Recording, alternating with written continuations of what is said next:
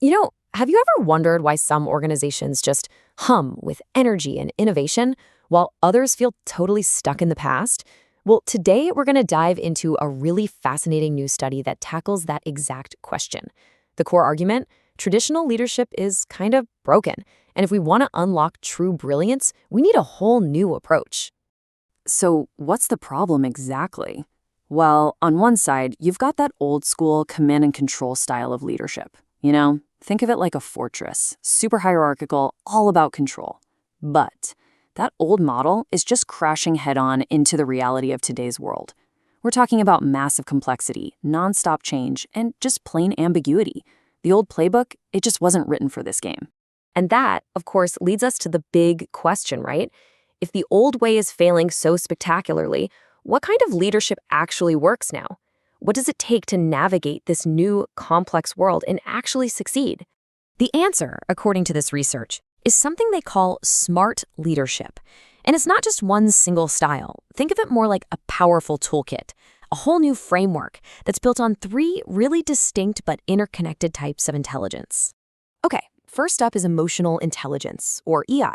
You can think of this as the heart of leadership, and it's about so much more than just being nice, right? It's the core ability to build psychological safety and trust, which, let's be honest, is absolutely essential for any team that needs to adapt and work together when things get messy. All right, so if EI is the heart, then next up we have rational intelligence, or RI, and this is the brain. This is probably the part of leadership we're all most familiar with, right? It's the hard skills, using logic, using data to set clear goals, make good decisions, and track progress. It's the essential scaffolding for any successful operation. And finally, we have spiritual intelligence, or SI, and this is the soul of leadership. Now, it's really important to clarify here. This has nothing to do with religion. This is all about your why.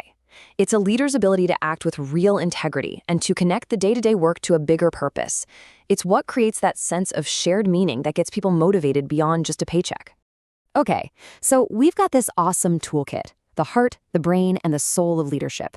But what's the ultimate goal here? What are we actually trying to build with all these tools?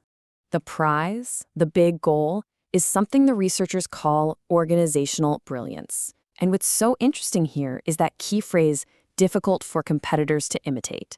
We're not just talking about being good. This is about being so uniquely effective, so in sync, that your success literally can't be copied. And this state of brilliance, it isn't just one big thing. It's actually supported by three distinct pillars. You need brilliant leaders who set the vision. You need brilliant systems for managing knowledge and sparking innovation. And of course, you need brilliant service that delivers undeniable value. The key is they all have to work together. But how do you get all those pillars to work together? Well, the theory argues it all starts with leadership. And to see if that was really true, a study published in the Organization Development Journal decided to connect the dots between this idea of smart leadership and the ultimate goal of organizational brilliance. So this is basically their research model. The central theory was actually pretty simple, but really powerful. That smart leadership, with its three intelligences, is the direct engine that drives an organization toward that state of brilliance. I mean, it's a really compelling idea, right? But what happened when they actually put it to the test? We're talking about real data from 300 employees in the Kuwaiti public sector. Did the theory actually hold up in the real world? And the answer was a resounding yes. The data showed a strong, positive, and statistically significant link. Or, to put it simply, leaders who showed these smart qualities were directly connected to higher levels of brilliance in their organizations. It works. But hold on, because this is where the findings get really fascinating. When the researchers dug a little deeper, they found out that not all three intelligences were created equal. Nope. Two of them were doing pretty much all of the heavy lifting. Okay, this chart tells such a powerful story. Just look at these impact scores. Spiritual intelligence, the soul, had the biggest effect, by far. Right behind it was emotional intelligence, the heart.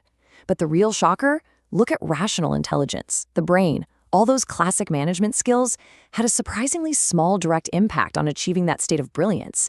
I mean, this really suggests that how you lead matters way more than what you manage.